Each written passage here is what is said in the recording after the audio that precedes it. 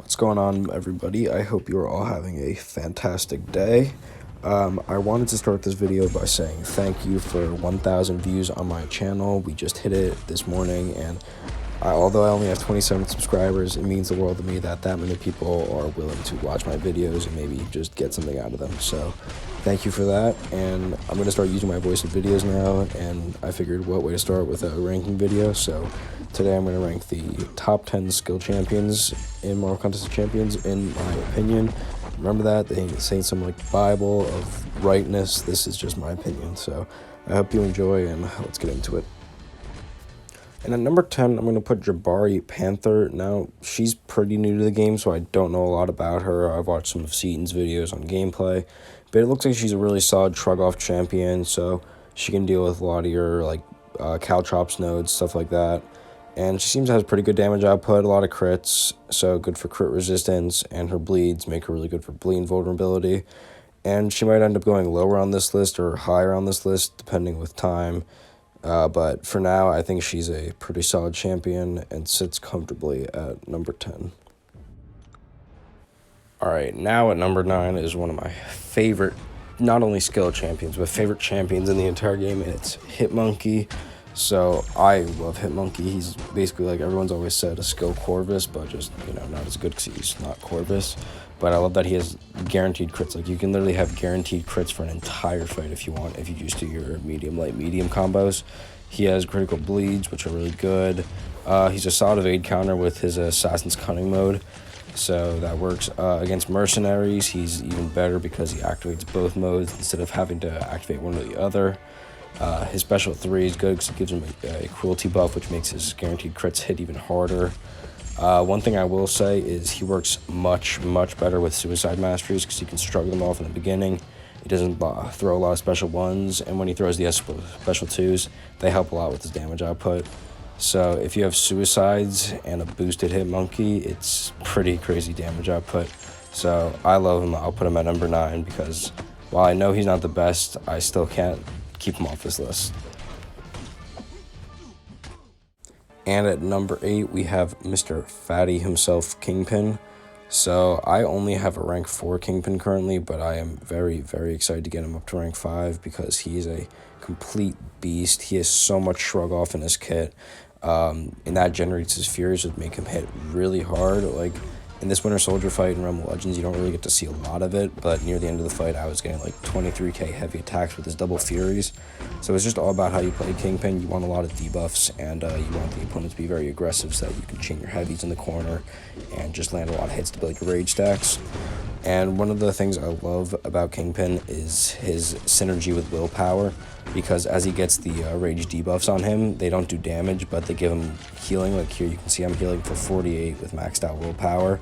So that's something really helpful to have. It makes him very sustainable, and it's one of the reasons why he's becoming so much more popular and why I cannot wait to use him in Act 7, because he's going to have a lot of more use in the future, I feel like. Like you can see right there, I was chaining 10k, 13k heavies when he was barely ramped up. His special 3 is good for a stun.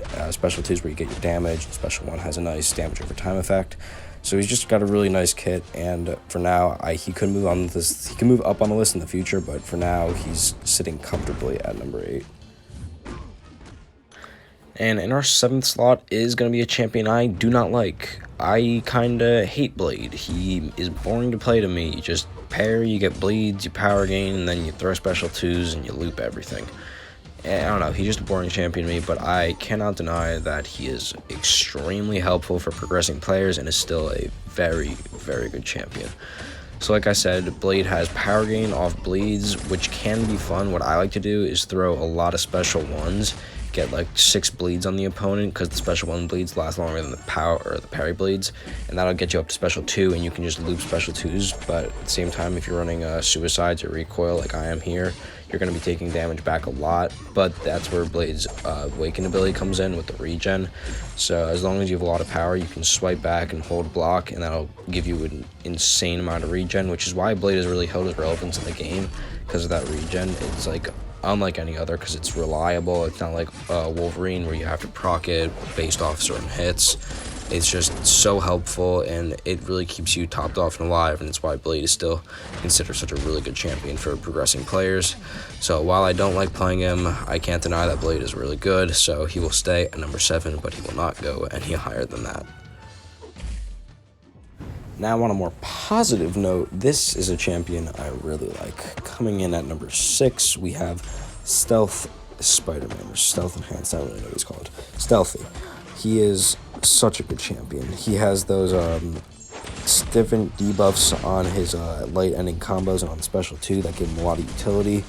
So I think the flashbang is the one that gives him a lot of damage. It's the one that's kind of shaped like a crit buff, like right there, or crit like prowess, and that gives him more damage.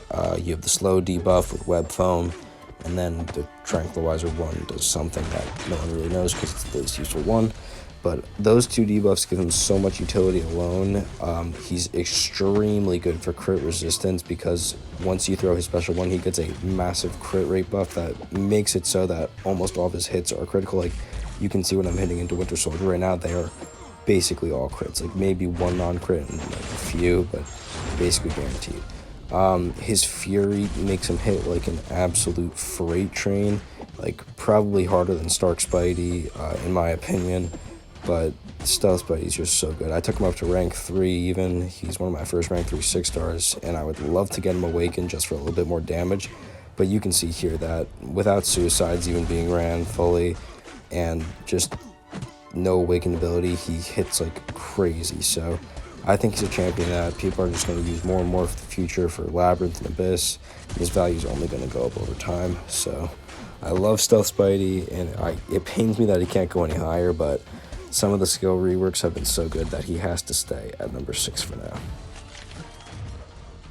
Now at number 5, we have the newly buffed Crossbones, and this guy's a total beast. I do not have him very highly ranked yet because I'm waiting to get my variant gems in case I get a rank 5 gem for him, but he will be going to rank 5 very, very soon. He is so good against heroes. His damage output is ridiculous. You do kind of need the Man-Gog's energy to keep his Furies up, and he does have a hard playstyle to keep the Furies up with heavy attacks, but when you can do it, you can do it so well. Like, this is a rank 1 5-star, hitting for like almost 6k heavy attacks here.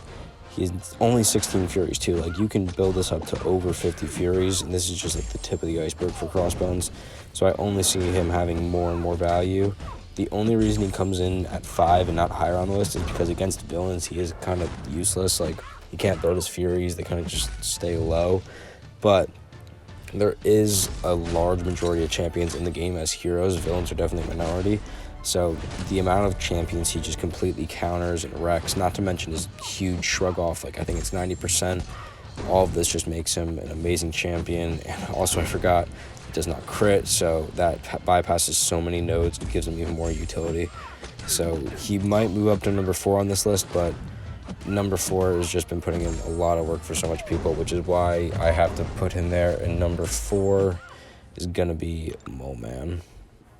Now, sadly, I only have a 4-star rank 2 MoMan. I don't even have a 5-star, or a 6-star, but the amount of content I've been seeing him do for a lot of top-tier players, like Karate Mike, I know rank 3'd his unawakened MoMan, and he's just being amazing for him, not only in war, but general questing, New Cavalier Monthly. He's just so good. It's so easy to build up the Monster Mass to 20. You go straight into Frenzy, and he becomes like almost as easy to play as Captain Marvel movie, if not easier, because his charges last longer. He gets more of them off the heavy attacks, and his damage output just becomes insane at higher star levels. Like, here it doesn't look like a lot, but I promise you, if you go watch Karate Mike's videos on him, I swear they're so helpful. He can put up some crazy numbers because he has 100% guaranteed crit in Frenzy mode, and on each critical hit you get a bleed, so you're guaranteed bleed off every hit. His special one is a shock and gives you 2 more monster mass.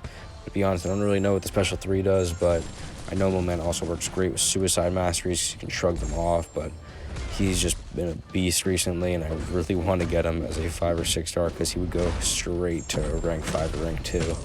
But yeah, for now, MoMan is sitting very nicely at number 4, and he could move up to 3 or he could move down to 5, depending on how much Crossbones or a number 3 spot do. But I think 4 is a good place for him now. And at number 3, I have to put Falcon. Falcon, I am probably a little bit biased because I have him as a 6-star rank 2, and he probably will go to rank 3 soon, but in all honesty, even unbiased, I think he could be argued as number 3, but he's just so good. His lock-on ability, except for Labyrinth, you saw there, he evaded because Labyrinth is a weird evade, but in every other content, he can prevent evade 100% of the time when the opponent's locked on. It's a huge defensive ability, accuracy reduction, so he becomes so useful. I know a lot of people say Falcon, oh, he's only useful for evade champions, and that's just not true. Like, he's much better for evade champions because he can build up those cruelties a lot more. But even when he doesn't have evade champions, if you lock on, he's still hitting for like 7k mediums. Now, evade, he can be hitting for 11k, as you see here. So his special attacks aren't the source of his damage, it's just his main combos. And I don't know, I just think that lock-on ability just brings so much utility to the table that I cannot put him any lower. And that's just without any evade champions. If he only had that ability and not the crits against evade, he would probably be like number 4. But the fact that he can build up to this just crazy damage with evade champions, he's easily number 3 for me. And I don't think he can move up any higher than this, but he is a solid number 3, and I think he is the best buffed skill champion that we've seen thus far. But number 1 and 2 are just, in my opinion, in a league of their own. So you know who they are. They're Aegon and Nick Fury, but you will see what order I put them in. So here we go, number 2. So at number 2, I placed Aegon. Now, you can make an argument for him being number 1. At a 999 combo, he's definitely, without a doubt, the best skill champion in the game, but that's kind of unreasonable to have all the time. So I keep him at number 2, but that does not mean to say that he is not an incredible champion. He can solo, I think, every fight in Labyrinth. He is the best option for Abyss Collector and a lot of the main path of Abyss. And now he's even becoming more viable in Act 7 content because the health pools are going up, so he can ramp up easier. So I think people are saying that, oh, he's not viable for questing. Like, over time, he'll be more viable, and that's why I keep him at number 2, because as health pools go up, he gets more value. And you can see even here in this fight, he's hitting for like 19k, 20k light attacks. So I just don't see how you can't put Aegon at number 2. He's such a beast, and without a doubt, the best option for long content in the game. So he comes at number 2. But of course, at number 1 is Nick Fury. I mean, who else? Who else can it be? He's easily, in my opinion, the best skill champion in the game. His first life is not that, it doesn't matter, but once you hit his second life, he becomes beyond crazy. So the first thing that I find the most important about Nick Fury is the stun immunity in the second phase. This is an ability that like no other champion has, so he can bypass stun when Yellow Jacket's power stings and encroaching stunny counters. Just any stun node is the best for him because he just ignores it completely, and that's just his utility. Now, secondly, you got one of the best evade counters in the game with his tactical charges. Once they're above 5, I think, you can counter any evade. Opponents shut down, so Spider-Verse characters he's good for. And you just have to throw off 2 special 2s to get there, and you're fine. And then, obviously, his main source of damage, the bleeds. They're so potent when you get an internal bleed up, and then you can start stacking light bleeds on it. It ticked for like 4.5k here. It's just, I don't see how anyone could put Nick Fury any lower than number 1. He's easily the best skill in the game. His uses only continue to go up. And I just want to 6-star him so I can take him to rank 3 as soon as I can, because I would use my Abyss generic gem on him. He's that good. So yeah, Nick Fury is number 1, and that is my list. So thank you all so much for watching. My next ranking video is going to be of probably the science class, but if you want to see another class first, you can leave that in the comment section. Feel free to subscribe if you want to, but it is not necessary at all. Just you watching this video means a lot to me. So I hope you all have a great day, and I will see you in the next one.